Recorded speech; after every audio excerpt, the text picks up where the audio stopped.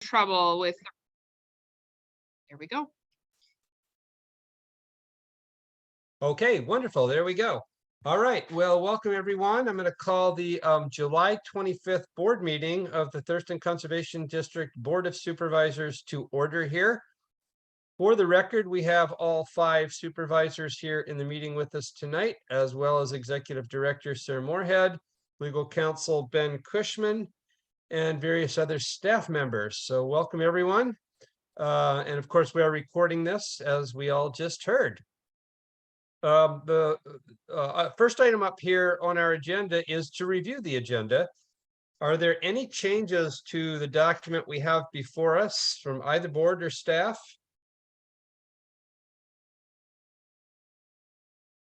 Hearing none, we will go with what we have in front of us here. That means we move to item 3, our consent agenda. We got a bunch of things on consent here this evening. For the record, we have the minutes from our work session and meeting on June 27th. We have our monthly July financial report. We have South Sound Shellfish Recovery NTA. We have the Thurston County VSP contract. We have the engineering cluster agreement for FY 23-24. And then we have 2 resolutions that we just talked about in the work session. Resolution 2023-04 for State Conservation Commission cost share rate, and resolution 2023-05 for cooperator labor rates. So that's our consent agenda. We do need a motion to approve the agenda, the consent agenda. Okay, it's been moved by Doug. Is there a second? Second. Seconded by David. So the vote on the consent agenda, we will do the roll call vote here. Doug? Doug, I didn't hear you. Aye. Aye, thank you. David? Aye. Helen? Aye. Betsy? Aye. And chair votes aye. So we have approved consent. That moves us to public comment. This is the point at in our meeting where any member of the public can address the board for up to 3 minutes on an issue of concern to the district that might be on their mind as well. I don't believe we have any member of the public here with us tonight, but I will stop at this point and say, is there anyone that wishes to make public comment?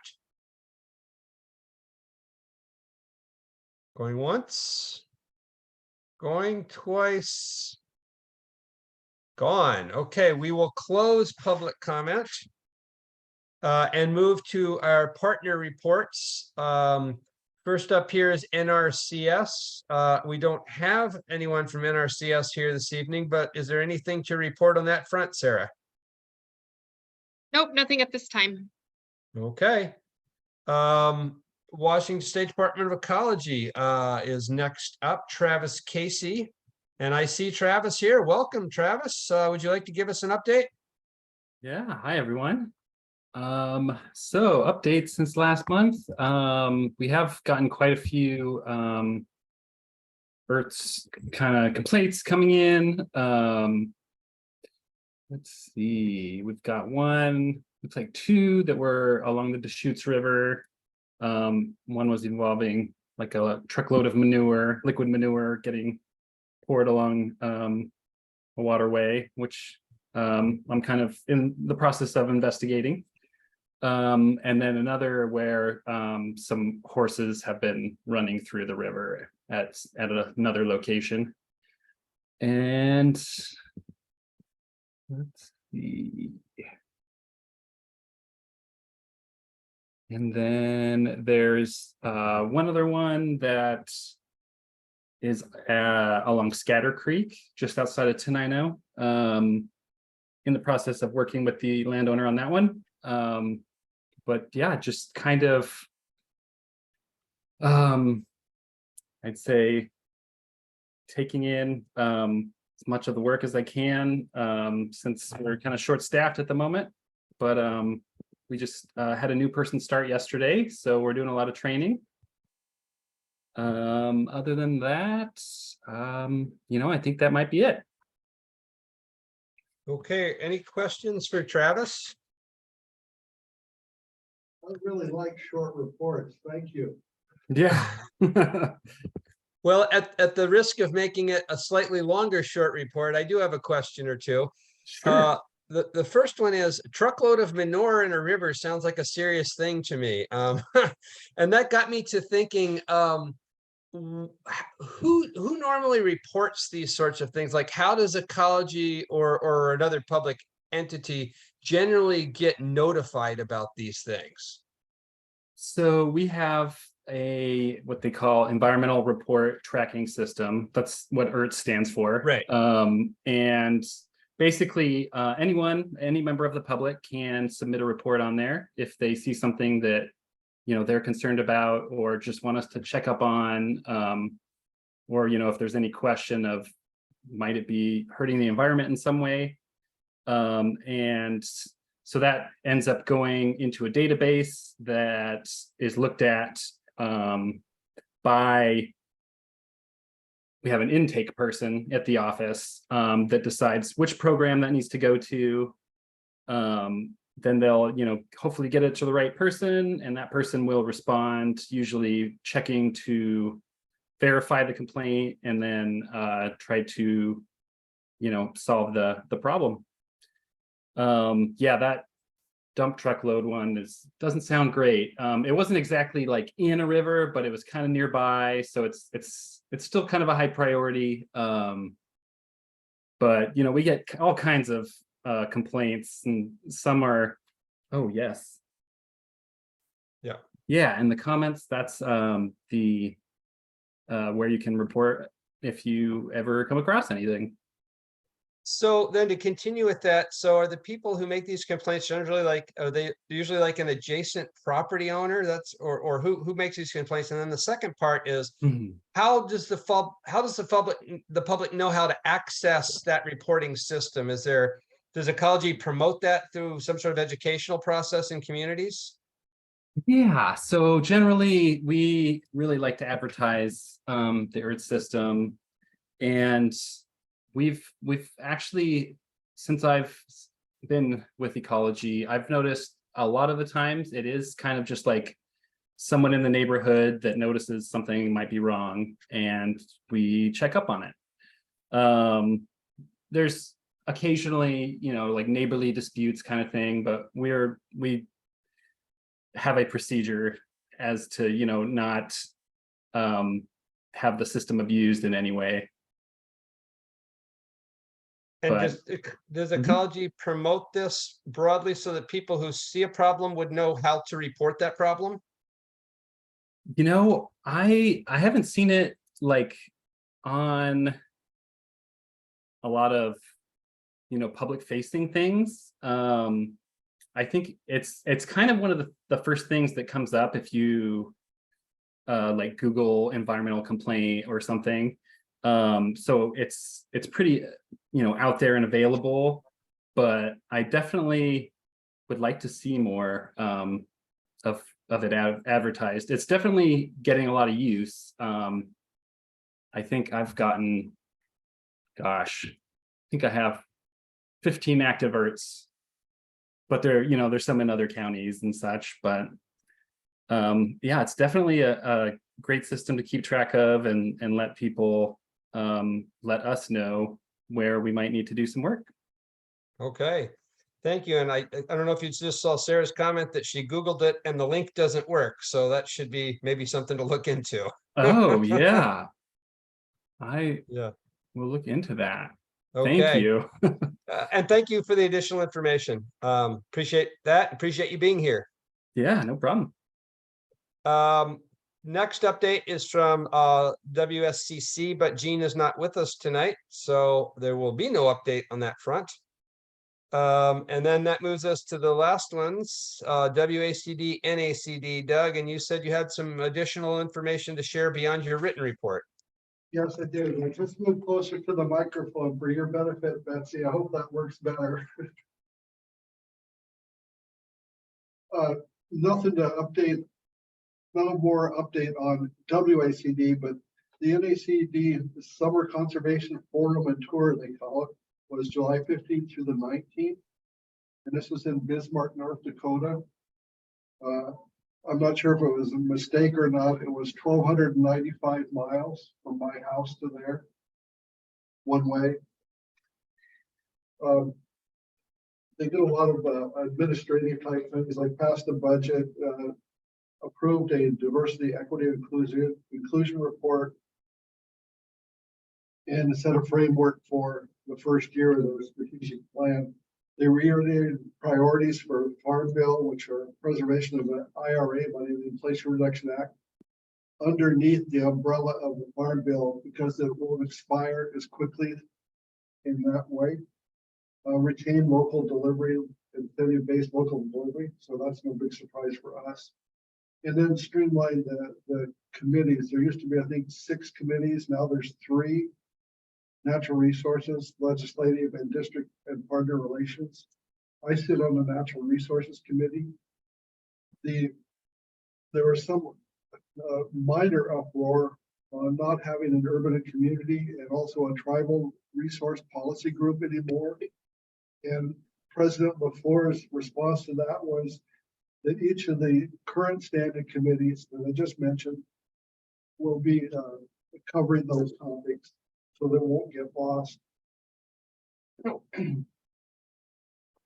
This was pretty interesting to me. NACD pass-through dollars to districts in 2019 was basically 7.5 million.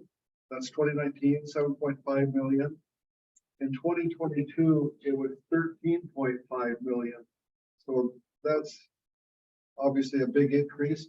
We'll see what the IRA money does to that even. And the budget for next year is about 35.5 million in revenue. It's 35.4 million in expenses. So about $130,000 revenue over expenses. So I think that's a good thing.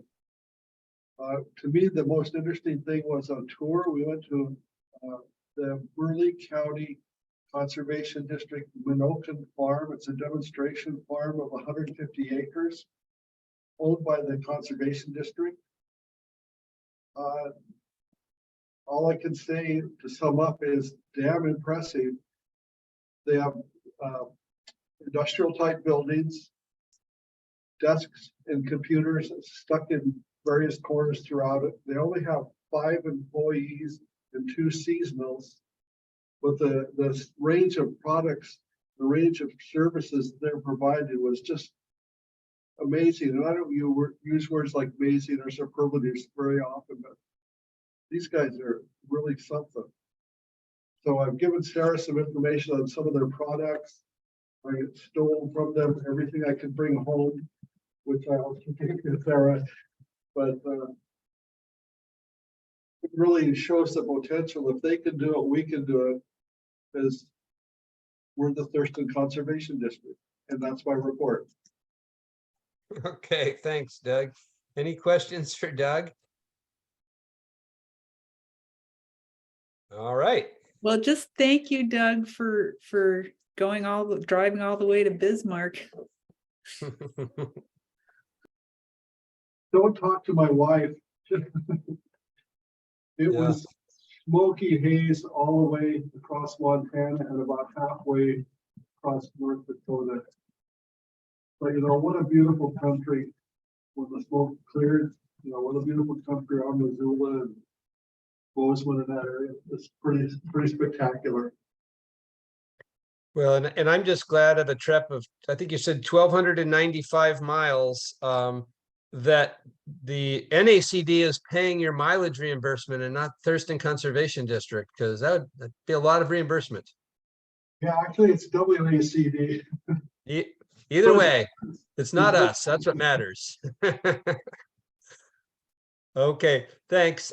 Let's then move on to the big item in tonight's meeting here. We have a mid-project update on the CEC feasibility study, and we have Heartland partners here to talk with us about that tonight. So are they there at the office, or do we have them elsewhere tonight? Yeah, they just logged on via Zoom. Right. Emily and others, can you hear us? There we go. They just popped up.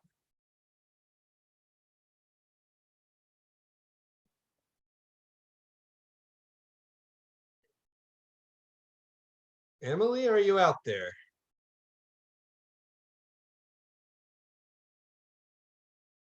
Not yet. Okay, well, give it a second here and see It if looks we. like she's muted. Okay, I think, can you hear me now? Yeah. Yes, there you are. Hello, we can hear you and see you. And you can see me too. Okay. a bonus. Wonderful. Thank you. Well, welcome. We're very, very excited to hear the update of where the project's at tonight. So thanks for being here with us. Yeah, no problem. Sorry, my teammates are all, I've sent a message, but they all should be arriving within the next couple minutes. So we'll have 3 of us from Heartland here tonight. So myself, I'm Emily Haynes. I'm an associate project manager at Heartland. And I've been working on the project alongside James Stanton. He's also one of our Heartland project managers. And then Doug Larson will also be joining us, and he's one of the partners at Heartland. And then in addition to that, we have been working in cohesion with Mal Foster Yolongi, and they have Matt Hoffman coming to talk about that component. So they should be coming in just a little bit. Did you all, I guess, nods of heads, have a chance to look at the comparable site study possibly over the weekend or maybe yesterday before we jump in? Okay. Yeah, and Sarah just sent a note, which I was about to mention too. We are a little ahead on our agenda tonight.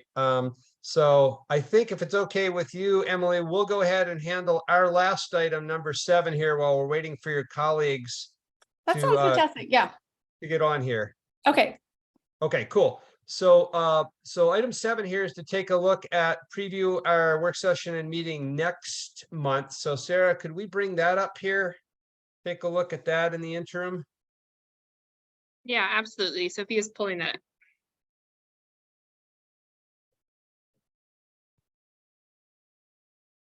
Okay, there we go. So there is the work session topics for next month at this point. Looks very similar to the work session topics we just had earlier this evening. The staff presentation we have prepared for you is a highlight of all of our completed cost share from the last biennium. Excellent. And who will be doing that, Sarah? Marguerite. Great. Okay. Any board members, things we need to put on there? Comments or questions on this draft list? Nope. Okay. Let's look at the meeting agenda then.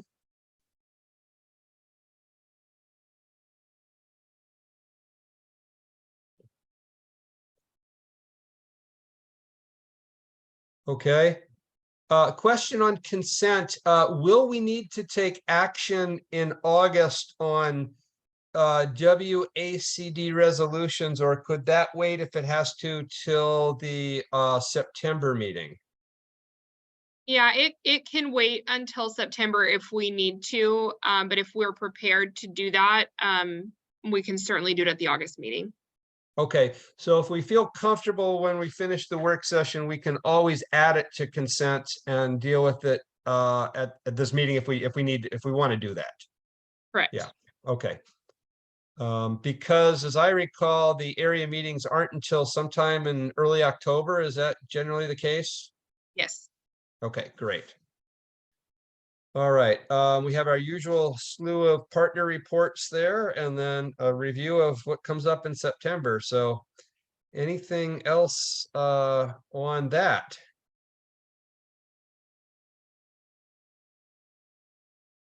Okay, if not, we will use that as a draft at this point for what we're going to do next month.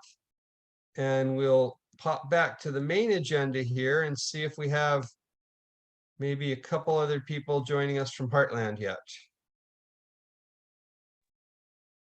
Yes, I'm here. So apologies. Hello, James. Welcome. Well, our apologies too. We're running a little ahead on our schedule tonight, so you guys weren't expected for another 20 minutes. So sometimes we run a little bit early. It's just because we have a super efficient meeting chair. You know, that's the only reason. There we go. Efficiency. So with that, Emily, James, do you have what you need to start the presentation, or do you want to wait a little bit for your colleagues? Oh, I don't think Matt is on yet. Is that correct? Emily, you're muted still. Sorry about that. Yes, Matt Hoffman is actually on the East Coast right now, but he did message that he's hopping on. Okay, great. But his section isn't till the end, so for sake of time, we could get started if you guys are done with your agenda items. Just up to you.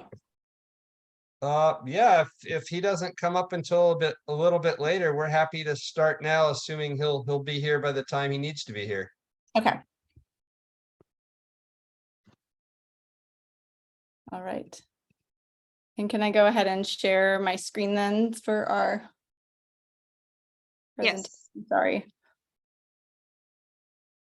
Let me the Zoom to Microsoft Teams. Okay, there we go.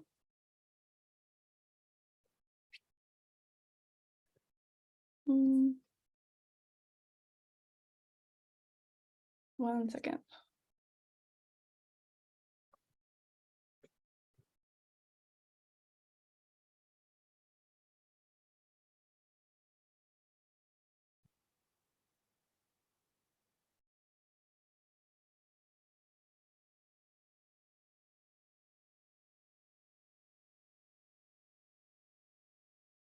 All right. Are we seeing the presentation then? We are. Right. We're seeing the presenter screen, but I think that's maybe just hit the switch displays up there. Thank you. Okay. There you go.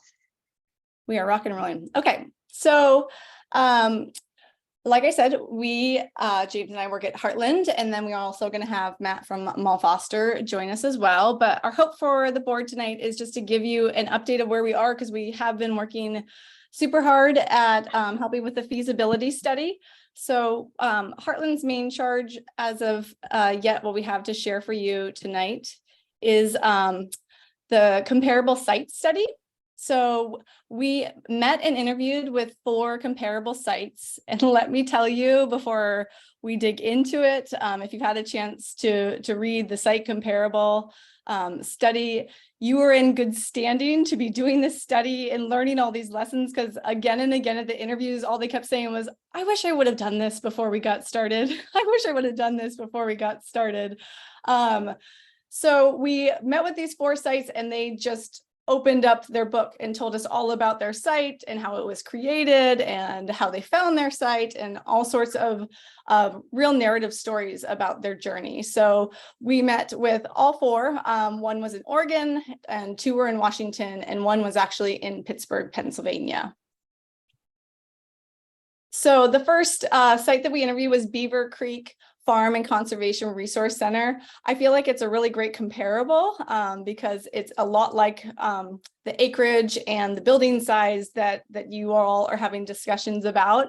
We really enjoyed talking to Tom, and one thing that really stood out to us was his comment of saying it was just iterative. Bring a rock. How about this one? No, it's too small. No, it's too big. No, not that one. No, that one. And that process that you're really going through as a board right now of trying to find that best fit site was a real journey for them too. So they actually purchased a property with a building on it. But then for reasons of it not being able to be used, they ended up building their own about 10,000 square foot conservation resource center. The next site that we interviewed was Spokane Conservation District, and we talked with Vicki Carter. She is truly amazing in what she does, and they have so much going on there. And she was so willing to share the design documents and the information on phasing for their project. This is a look at their site. One of the really neat parts about it is it's a reclamation site of a mining quarry. So in their vision, you're actually taking land that needed to be reclaimed and then using it for future generations. So maybe that's outside your box as you're thinking about site selection. Like, would I by choice go find a mining quarry and reclaim it? But this was really a beautiful story about how they did just that. So already we have two very similar sites in that they're making conservation centers, but two very different stories. The next one we visited was Rainier Beach Urban Farms and Wetlands. And this one is really great because it's local in Seattle. And it really was born out of, a community movement. The real big message with Rainier Beach is that it really was born out of just the community charge and Tilth Alliance and the partnership with the Friends of Rainier Beach Urban Farm and Wetlands and Tilth getting together and really creating something that charged the community. It's a much smaller site than the other ones at 1,800 square feet. But what I think is really powerful about it is even in this 1,800 square foot site, a lot of the same lessons were the same across the board for all the conservation centers and what they learned. I'll get into some of the themes later, but it was pretty amazing that even a small site struggles and has the same challenges and also sees the same rewards as some of the bigger sites. The last one that we completed during our study was talking to the Frick Environmental Center in Pittsburgh, Pennsylvania. They were really amazing at sharing all about the green features of the building and how it's come to be. I think one of the big takeaways we have from talking to them is about how green features work into the build, and then also being able to forecast in the future. If you're going to use these green elements, how difficult or expensive are they to maintain? Is that something that you want to consider? Being a conservation district, green building is probably something that you think about a lot. So Frick Environmental Center was a really good touchstone for those green elements. How can we interlace them into a conservation center? But then also, what things do we need to think in the forefront of our minds as we look at the future of maintaining those systems and making sure that the center runs well and operates? Yeah, just for example, one of the people from that group talked about how they had one contractor who did a certain type of heating element, and then that contractor left the market. And so they really had no one in Pittsburgh who could fix this heater that they had. So there are pros and cons to that type of development. But as Emily said, it's something, if it's very mission aligned, but something to think about in terms of long-term maintenance. And so then before I go over the lessons, I'll introduce you all. Matt Hoffman just hopped on too, so he'll be following in our presentation. So Frick Environmental Center was our last site for the comparable study, and what we really feel like we got out of the four sites is a whole resource of information for you to guide your decision-making process that, again, all these people wish they had in their hands when they started this process, because for many of them, they just got started. And my hat's off to you in Thurston for taking the time to really think through this before you get started, because there's heaps of knowledge here to take away. So some of the big themes that we saw across all of the interviews, especially when it came to site selection, was the idea of public transportation and how that relates to your site. For people that had it, they noticed it as something that really drew them to the site. For people that maybe didn't have a bus stop or types of public transportation, they noted that maybe that's something that they desired to enhance their site, as well as just accessibility in general for all. Just being able to access the site was really important. I think the next one is the one that they said across all the interviews the most was planning for growth. Every single site we talked about said, I wish we built bigger. I wish we had more space. As soon as they moved in, they had what they needed, and they wish and desired, all of them standing in the place that they were, that they had more space for growth. What was interesting is talking to David from Rainier Beach is that his foresight was that maybe the growth isn't always just a bigger space, but yet designing something flexible so that things can turn from an office into a classroom space, or cubicles can be more of an open floor plan to facilitate more employees working there. So that theme did come up, as well as storage needs. Storage needs not only for tables, chairs, storing equipment as different community groups come in to use the space, but also storage needs like Vicky from Spokane Conservation District talked about for large equipment. You're a conservation district, so you probably have large equipment as well. And that being something that kind of drove their site selection. The last three are just common threads that we saw throughout. Utilizing outdoor space for programming. We do live in the Pacific Northwest, and especially the Seattle sites, as well as Pittsburgh, all mentioned that they could have programmed their outdoor space better so that when it rains, their programs didn't have to close. So really, you'll see the picture right here of Rainier Beach. They use this outdoor space that's covered quite a bit, and it works well in the rain as well. Value engineering, if you read the report, there's lots of tips and tricks about value engineering and things they traded, and it's part of the process, give and take along the way. And then forecasting maintenance costs, as we spoke about with Frick.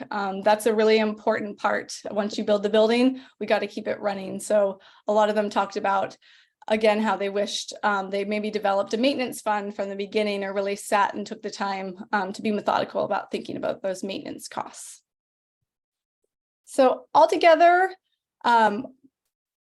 this gives you a glance in summary of the 4 sites that we interviewed and studied.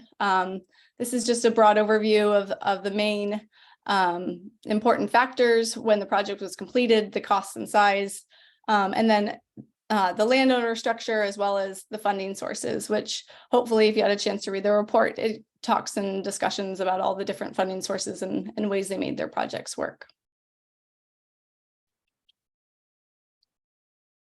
So with that, I can turn it over to you, Matt. Great, thanks. I'm sorry to have missed the first couple of. Oh, we've got some questions. I was just, Go ahead, Betsy. I was just wondering, could you talk a little bit about what value engineering is? Do you want me to take that one, James, or would you like to take that one? I mean, I can.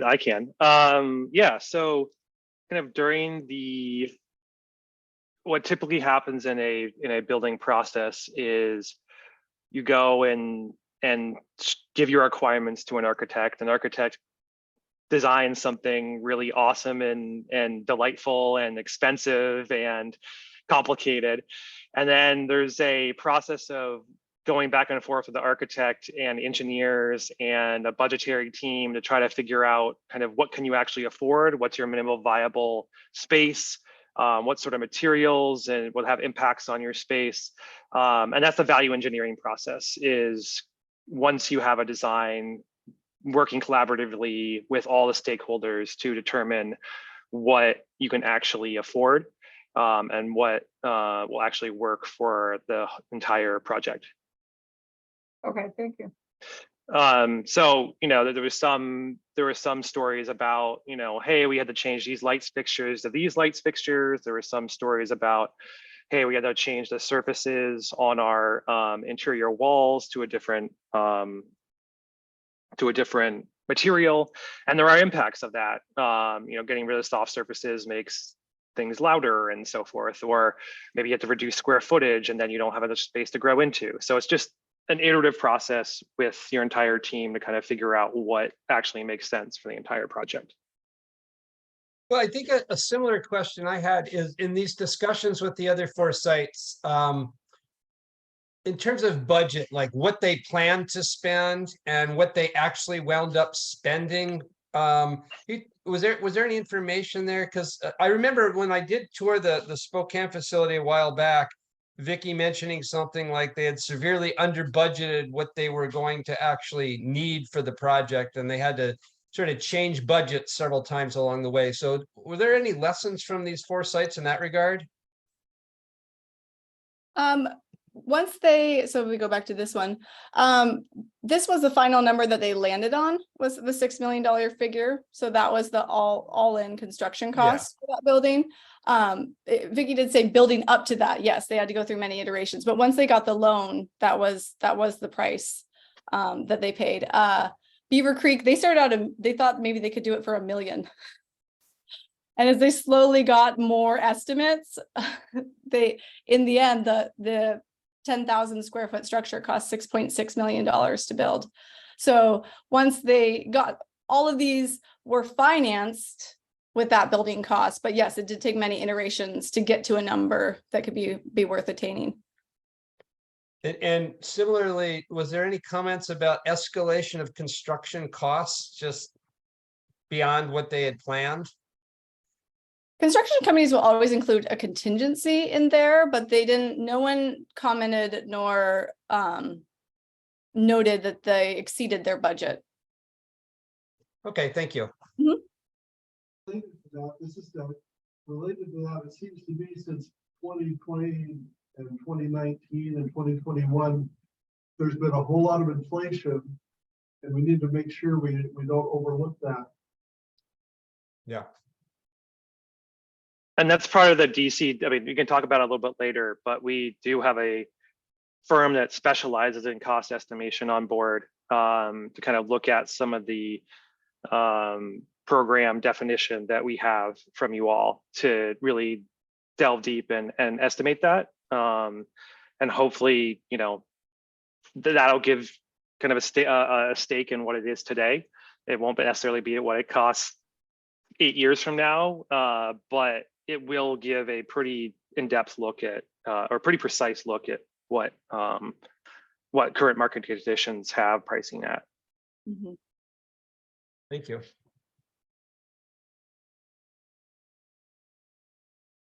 Great.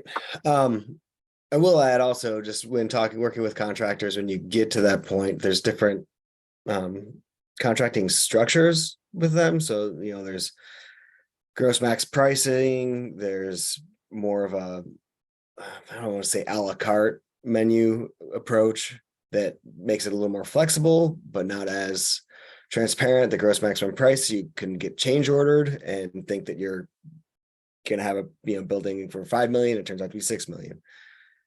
I would just add to what James and Emily said, by just going in with your eyes wide open and be aware that there's going to be several gulps that you might need to take along the way. And some hard decisions, hence value engineering. Back to that. Back to that. So I'm Matt Hoffman, a senior planner with Mall Foster.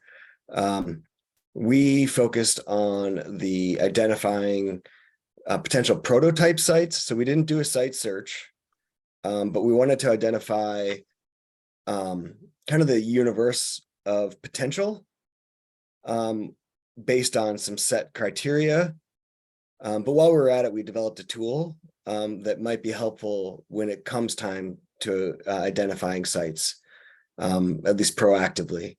So if you go to the next slide, who's Emily, are you controlling? Okay. I'm driving. All right.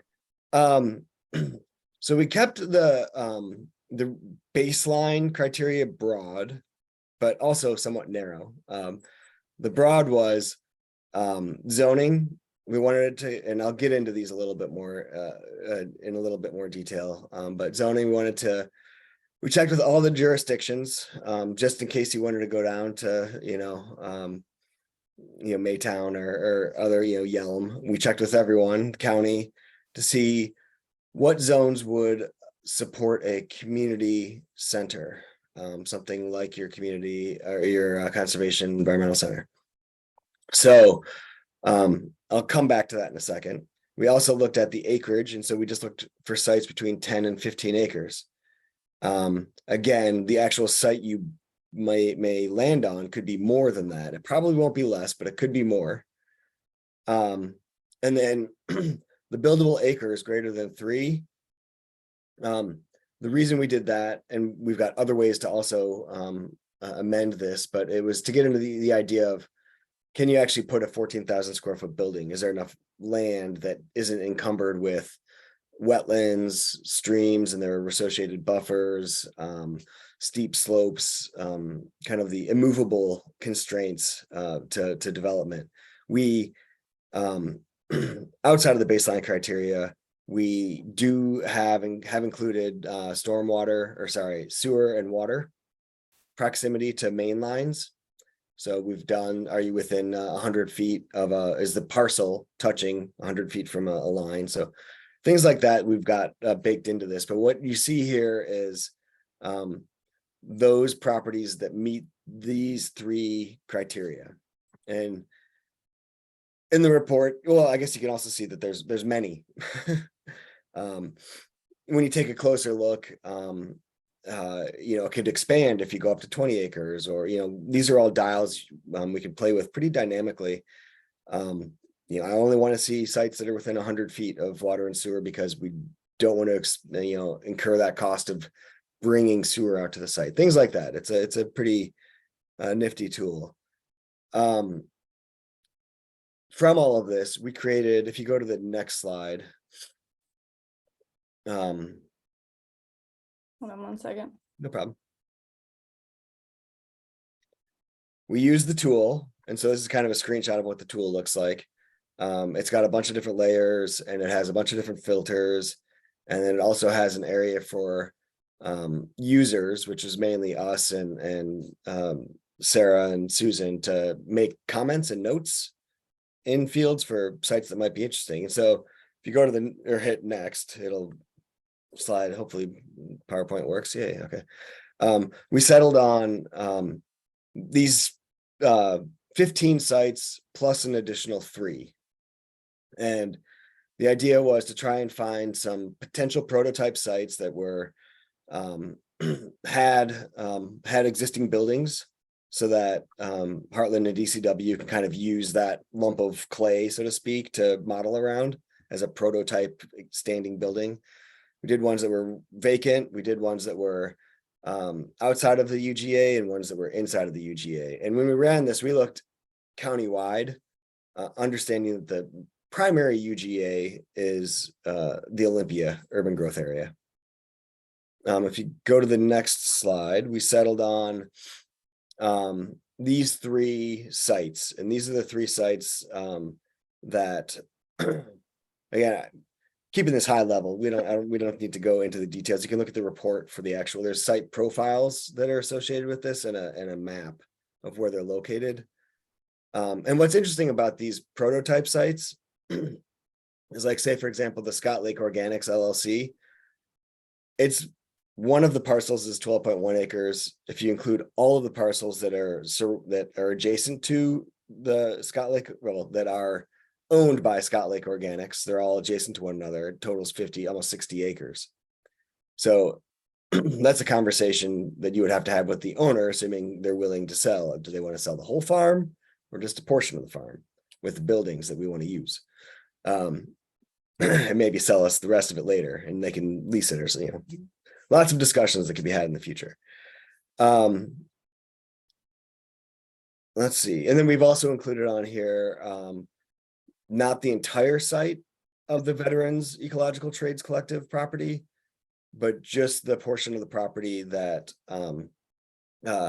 has the buildings on it, which I understand are very scary and fairly, yeah. Okay, great. If you go to the next slide, we can now talk about the acquisition report. Yeah. So next. So now we selected 3 sites. We're going to evaluate the cost of both new and remodeled buildings on those sites. And additionally evaluate the cash flow projections based on a ground lease or a purchase. That purchase could also include debt as well. So we have the ability to kind of toggle that on and off. And to that, we want to, really create a tool for you guys to evaluate different permutations and different sizes of the buildings. As mentioned in the chat, we do want to do costing on kind of an a la carte basis. So giving you all the opportunity to, or your staff the opportunity to have a tool to walk away with to use to evaluate future sites, not just these three. So, but yeah, that's the next phase of the report, and working with DCW and us internally on that side, and yeah, looking forward to presenting that at our next meeting. So now we reserve just some time for questions, and I know your meeting wraps up at 7:30. What other agenda items you might have? This is the only thing left on our agenda, and we'll take the time we need to address questions from the board here. Thank you. Perfect. Sounds Yeah. good. So let's open it up to board or staff at this point. Questions based on the presentation we just heard. And don't be shy, jump right in. Yeah, Helen. Well, I guess it's a comment question. I was feeling vindicated about my perpetual concern about planning for growth because yeah, it just seems really, really critical to think about that. And I'm wondering, how did in developing the tools, did you factor in some of the things that you learned from doing that interview process, like the need to factor in growth? Like how does that get translated into the tools that you developed?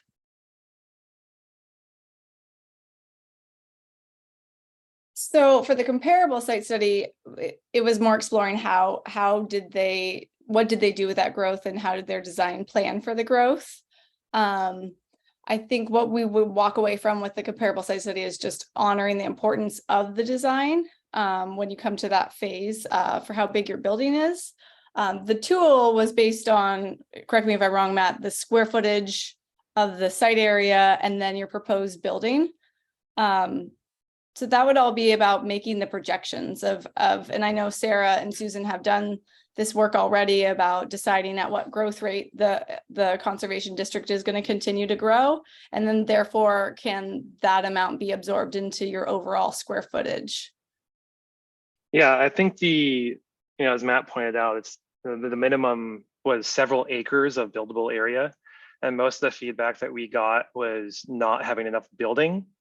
Now you could, we have to confirm, but most of those 10,000 square foot, 12,000 square foot places and buildings are you could easily build way more than that on a 3-acre buildable area. So it wasn't necessarily that they ran out of programming space or they ran out of land. They mostly ran out of building. And so as you move forward in the process and look at site plan or look at those other things that take into account on a site, that's mostly, and also the Spokane district, they have a 5-phase plan on how they're going to build out their site. So it's more of a kind of site planning phasing question than like, do we have enough room to build enough buildings? But now, like, again, we would have to make sure that those exemplar sites can fit that amount, but 3 acres is more than enough space for a lot of square footage of building. Yeah, and I'd add, as far as the tools go, I think to address your question, Helen, it's really going to be incumbent on the modeling tools, so to speak. But I had the pleasure of going to the Spokane Conservation District, and TJ, I'm not sure if you saw some of the billboards that they had up there when you visited. They spent a lot of time thinking about like the full vision. They didn't just constrain themselves to what we want to be in the next 3 years. It was, we've got this amazing asset. What are we going to do with it to maximize it? And it's not necessarily linear in how they'll evolve their property. They could go from A to D and then come back to C, but and that's maybe where some financial planning comes into it, with truly understanding what your first phase is. The last thing I'll say is adding on to working with your builders and contractors. Like, building buildings that if you need it to be expanded on, building buildings that maybe have that foresight to build a 3 more walls off the back that will suffice. Just having that foresight, or having a different area on the property to build an ancillary building. So. And I've always they've always said it's a lot easier and less expensive to plan things on paper than it is to build them. So if you have that foresight going into it of this is what we want to build, but then this is what it might look like if we continue to grow, and then on paper we have that option, that's a wise decision, because it's always easier to change something in an AutoCAD drawing than it is to have the structure already built and try to reverse that. Did that address your point, Helen? Mm-hmm. Yeah. Okay, great. Other questions, board members? David? Yeah, I kind of a two-part question.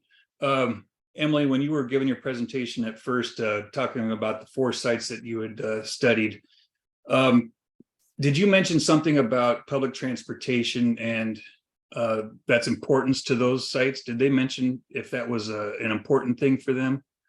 Yeah, so Vicky mentioned that as one of the reasons. She said she drove by this site every day going to the vets on the farm. I'm not sure where they're located in Spokane, but she said that she passed by it every day. But then she realized that it was of this nexus of transportation where it was very closely located to things. So that was one of the big drivers for her, was just how close it was. Whereas the Frick, they're located very close to a park, and they didn't have any public transportation or bus routes that come to their site. So they did notice that as they continue to grow their programs as something that kind of stifled their ability to really access, even certain school groups being able to come to their site. So yes, that was a big factor. Okay, and then the second part, I guess, is as we look at the 3 straw man sites, is there, I guess, do each of these sites have at least one site that has good access to the public transportation? Public transport. I guess I'm looking at cost wise, because there's a big variance throughout this county of property and what the price will be. Obviously, as we get further out, like the South County area, things will be a lot cheaper, but they won't have as much accessibility. Will these 3 sites give us that good grasp of what's the best fit for us? We did a slice, so 2 of them for sure not. The veteran site and the Scott Lake site. I'd have to look at the Olympia site, whether or not it does or doesn't. When it comes to searching for a site, though, if you all decide that is of importance, high importance, we have that layer of, and it's in the knowledge base of where all the bus stops are, and you can clearly see where sites are relative to bus stops. Okay. I think Betsy, you're next, and then Doug. Okay, could you talk a little about, in this chart that's there right now, the building square feet is, say, around 3,000 square feet. Why do we need, you mentioned a minimum of 3 acres of buildable site. Is that because of the parking that has to go along with it, or?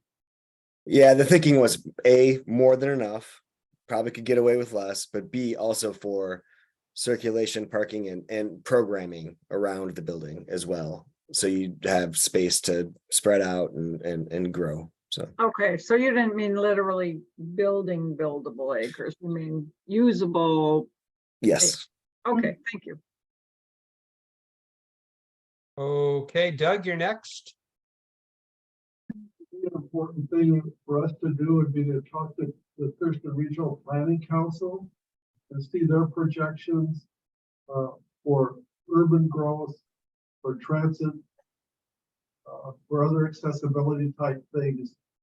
In addition to what we've got here, this is really, really good stuff. But I think that local perspective might help too. There might be some more political things that we need to consider. Yeah, that's a good point. And that came up in our last discussion about future growth is going to be primarily in North County because of growth management.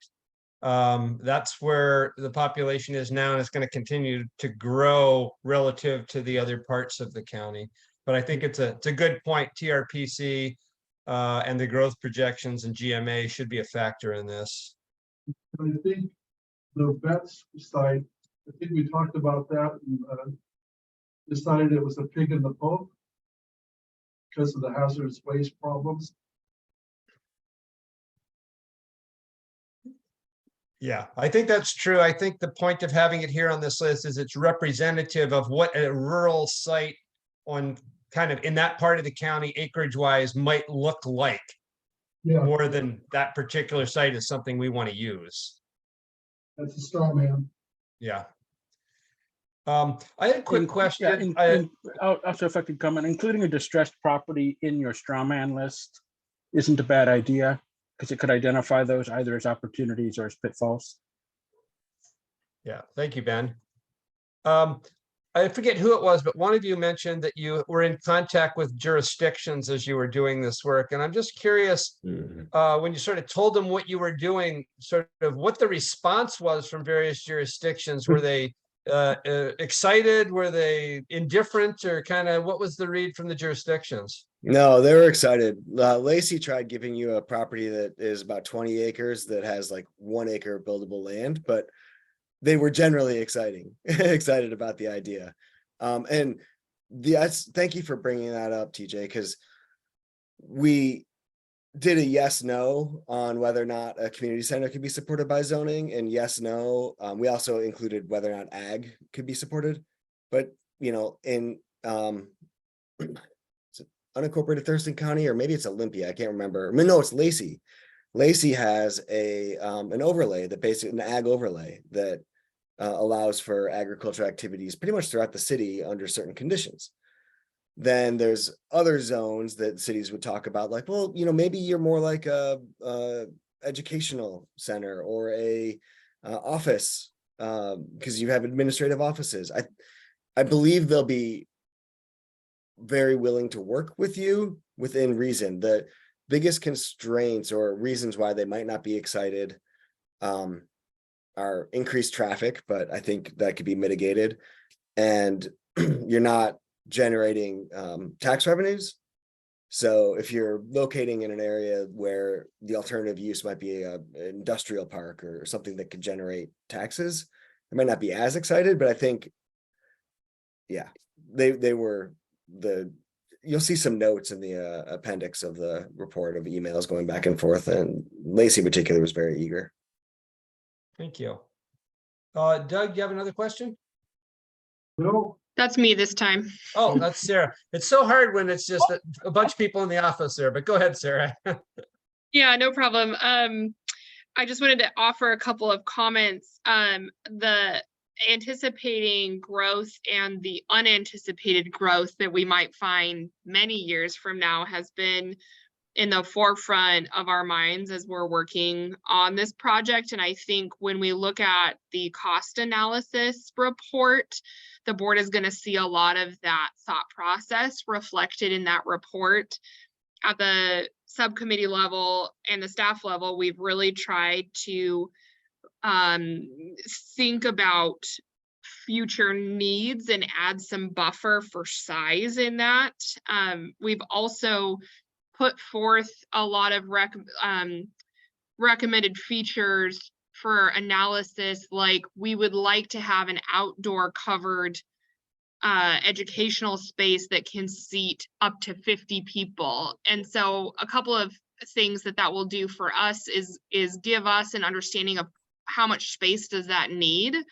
So we don't know as district employees what the square footage of an outdoor pavilion needs to be to house 50 people, but framing it that way allows our consultant team to determine and ground truth some of the spatial needs that we've had in our kind of preliminary understanding of our spatial needs. So I think that's going to help.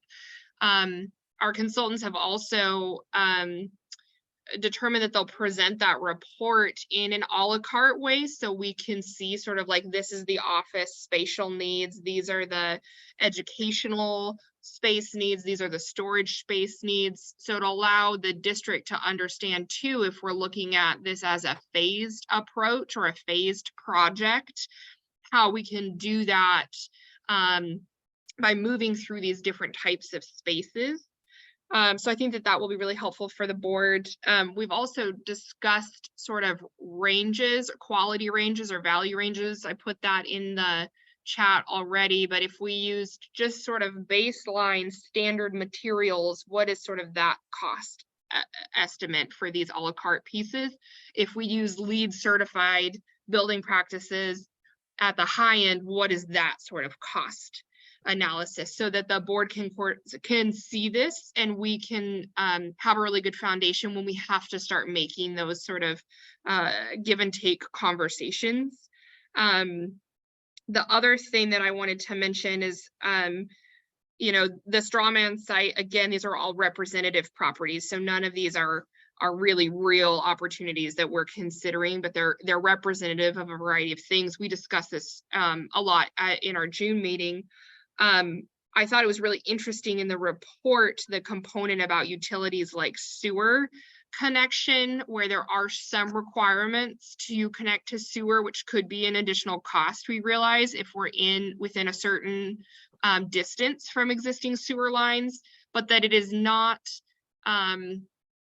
impossible to do it outside of areas served by sewer, right? And we have quite a mix of both in our county, and that there just may be other requirements for us if we do that. You know, I'm thinking like rural school buildings and stuff that are not served by sewer still have some sort of localized sewer component. And so those are costs that we'll be wanting to look at and see as we weigh our options. If we're going to be in a rural area and have to put in some sort of sewer, what does that look like for us, an on-site sewer system?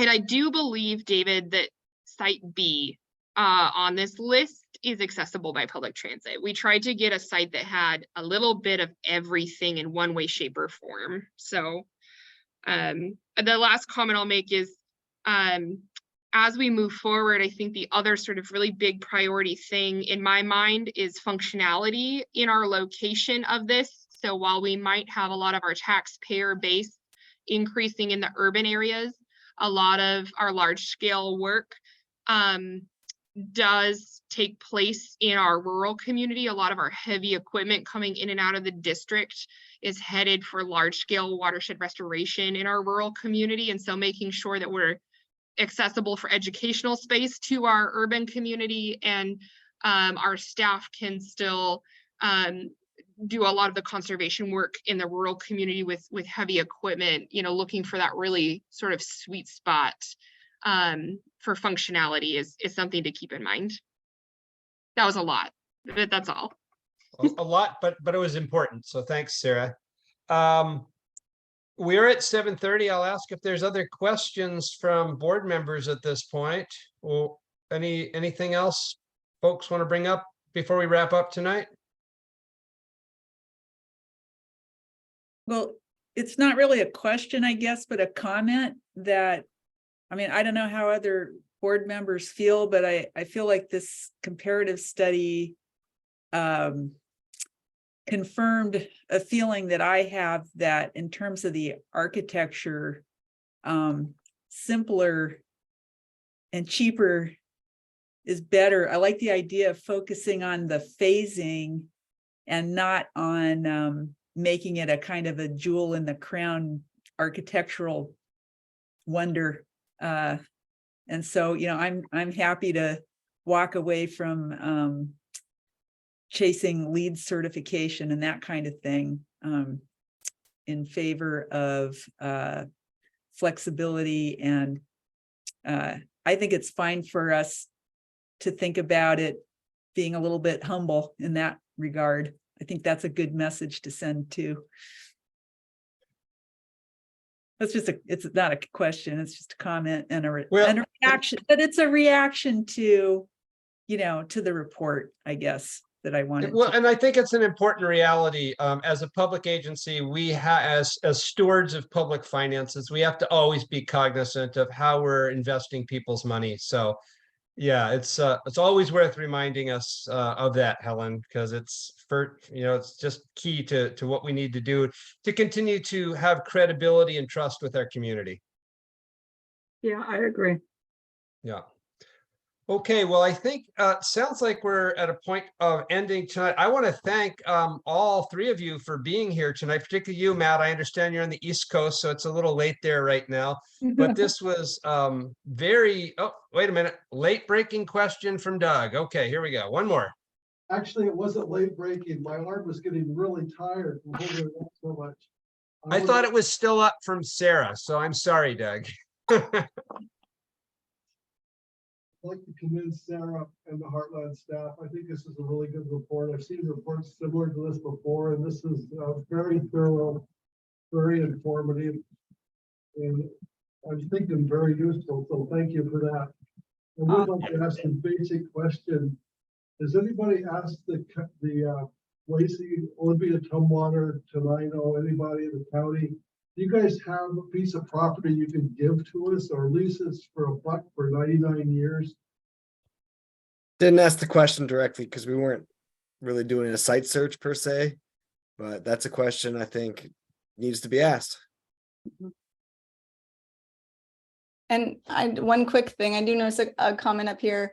As we develop the final reports, if there's any guidance or particular notes that you'd like us to factor in, just let us know.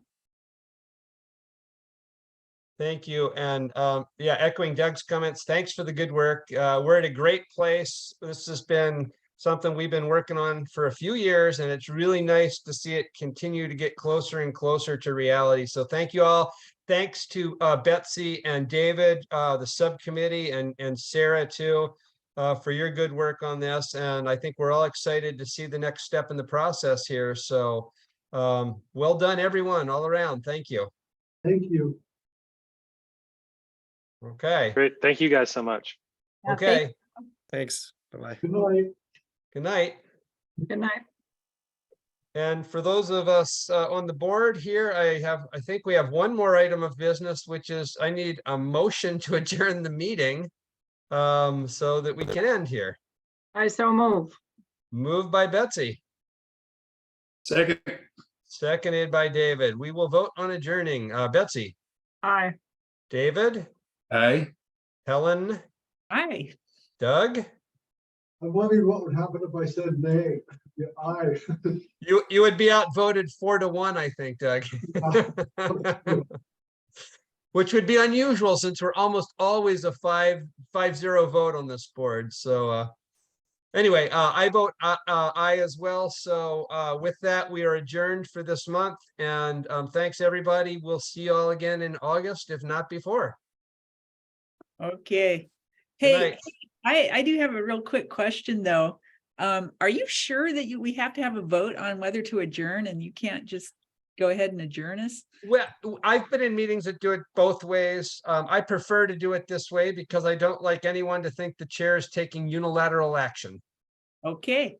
If I could ring in, I made a parliamentary decision as parliamentarian under the last board not to allow that when it was going to prevent the board from addressing a vital action necessary for the continuation of the business of the TCD. Gotcha. So So I feel responsible for establishing that policy. I'm glad Yeah. TJ is respecting it. I do not believe in the unitary executive theory. So thank you, Ben. Good night, everyone. Good night. Good night.